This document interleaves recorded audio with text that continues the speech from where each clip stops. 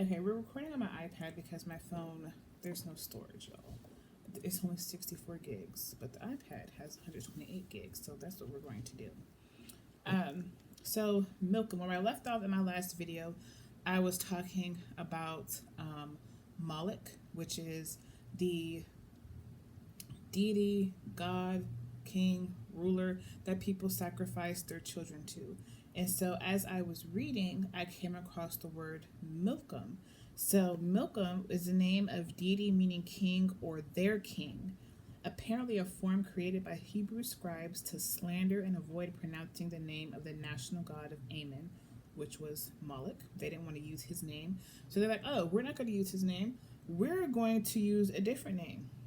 Okay, we're going to profane his name. We're going to slander his name and call him Milcom, who may have been identified with Chemosh or Chemosh, the god of Moab. From the inscription of Mesha, there appears to have been a god, Athar, whose local titles were Chemosh or Chemosh and Milcom. This cult may have been practiced in Jerusalem before the Israelite conquest. King may have been the god's name or his title as king of the gods. David defeated Ammon and confiscated the crown of their king, or of the statue of the god Milcom. Solomon built sanctuaries to Milcom on the Mount of Olives at the request of his foreign wives, reviving the ancient cult. So that was Solomon's downfall. Now I've read, I think it's First Kings, where Solomon, he was doing everything right in the eyes of the Lord. But then he started taking up all these foreign wives that God told them not to. That's not what you're supposed to do. You're not supposed to have foreign wives. You're not supposed to marry women of different nations. But he did it anyway, and so therefore he started worshiping their God. The sites of Solomon's sanctuaries were destroyed and defiled during Josiah's reforms in 621 BC. Jeremiah described past accomplishments attributed to Milcom, but in a play on Judges 11:24, he announced destruction and captivity for Milcom. Worshipping Milcom was turning one's back on Yahweh, which is Zephaniah 1:5-6. So let's look up Chemosh. Let's look up what that means. And I also want to look up in the concordance what that means. Oh, this one's short. So it's Semash. I wonder if that's the same way that it's spelled in the concordance. Because I don't know how that's supposed to be pronounced. Look, I like to know how to pronounce words, y'all. I do. I'd rather pronounce them the way that they're supposed to be pronounced or not say the word at all.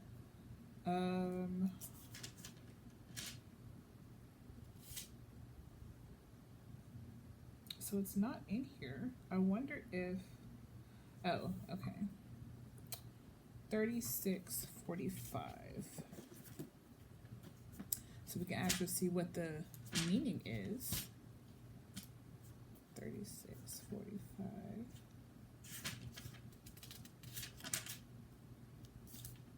And like, yo, this is how I study. When I do Bible study, I have the dictionary. And I'm using the Holman Illustrated Bible Dictionary and the Strong's Concordance. So, 3645, where is it? So it's Chemosh. So the way it's spelled is Kmowsh, and it's pronounced Kemoshe. It says from an unused, or Chemish, from an unused root mean to subdue, the powerful Chemosh, the god of the Moabites.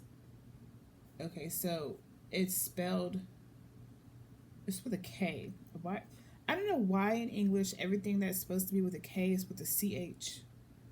Just leave it the way it was. Anyway. Divine name meaning subdued. Deity the Moabites worshipped. He was expected to provide land for Moab, though the meaning here is complicated by the fact that Ammonites are addressed. Solomon erected a sanctuary for Chemosh on a mountain east of Jerusalem. Josiah subsequently defiled the sanctuary. Jeremiah pronounced doom on Chemosh and his people. And then it says to look up something else. Pagan gods. That'll be another video for another time. But I just wanted to talk about this because I need to get this out, y'all. Like, I feel like YouTube is now going to be just where I need to talk about things. And then, if you feel led to comment, ask questions, add your 2 cents, go ahead and do so. I'm here for it. So, yeah. But all this just to say that we still do this today. People still give up their children. People still sacrifice their children for whatever reason or to whatever thing. It's still done today. And it's really sad.